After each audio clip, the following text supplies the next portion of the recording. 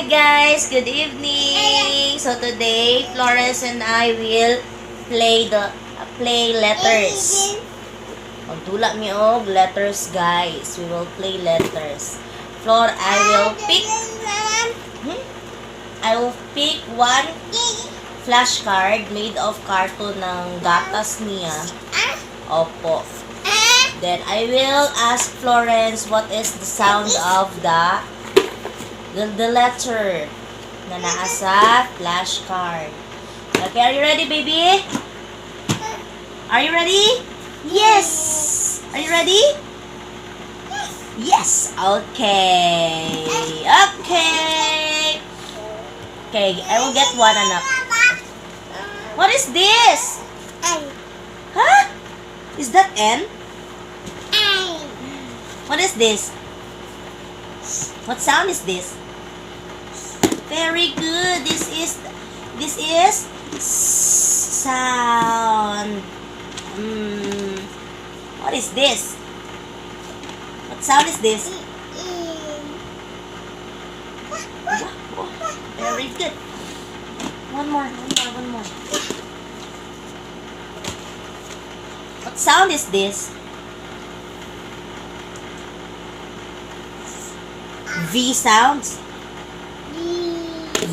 Very good. Next. What sound is this? Florence, what is this, anak? This one is? Hala. What is this? Great job. Another one. Can I get one? Get one. What is this? What is this? Q sounds. Qua. How about this one? H sounds. A great job. What is this? D sounds. D. Very good. How about this one? Very good. How about this one? Oh, look. Hello. F. Very good. How about this one? J sounds. Ja. Great job. How about this one? What is this? Hala ka. What is this? Very good. Can I get one? Ay! What is this? Can I get one?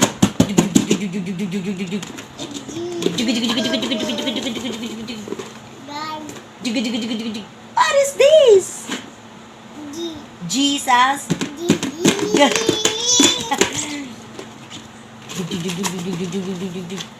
What is this? Hala! What is this, anak? Is this J?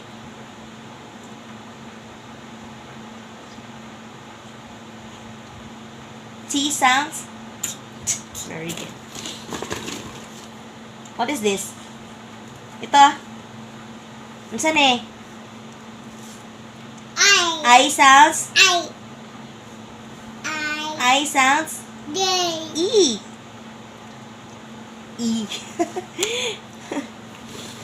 How about this? Very good. This one is. Hala! Sorry. The X sounds. Huh? What is this? X sounds. Very good. Can I get one? What is this? Y sounds? Yeah, very good. What is this? What is this? Hala! Oh! What did you do? Take time lang sa pagtuturo ng letter sound. Huwag masyadong mainit. Okay, when you are teaching your toddler, dapat maging pasensyoso tayo. Okay po, mga mami, para yung learning ng bata is hindi sila ma-pressure. Kung ayaw na nila, and then nakita mo naman na may progress yung everyday na pagtuturo mo sa kanila, then that's it. Huwag natin silang i-pressure. And make their learning na dapat fun, masaya. Okay? So, yan lang po muna sa ngayon. And next time po, meron na naman kami gagawin ni Florence na makakatulong talaga sa atin as mom para mas madali silang matuto at the same time nag-e-enjoy sila sa ginagawa nila. So, ayan. Actually, almost memorized na ni Florence yung letter sound. At saka, remember guys, when you are teaching your child, your toddler, especially sa mga letters, don't teach them the letter, just teach them the sound. Kung gusto niyo na mabilis silang matutong magbasa, teach them the sound of every letter. Okay po, so that's all for tonight. Say goodbye, baby. Bye! What's that? Bye! Bye na. Bye! See you on our next vlog. Don't forget to like, share, and subscribe para updated kayo sa next na mga videos namin. Okay!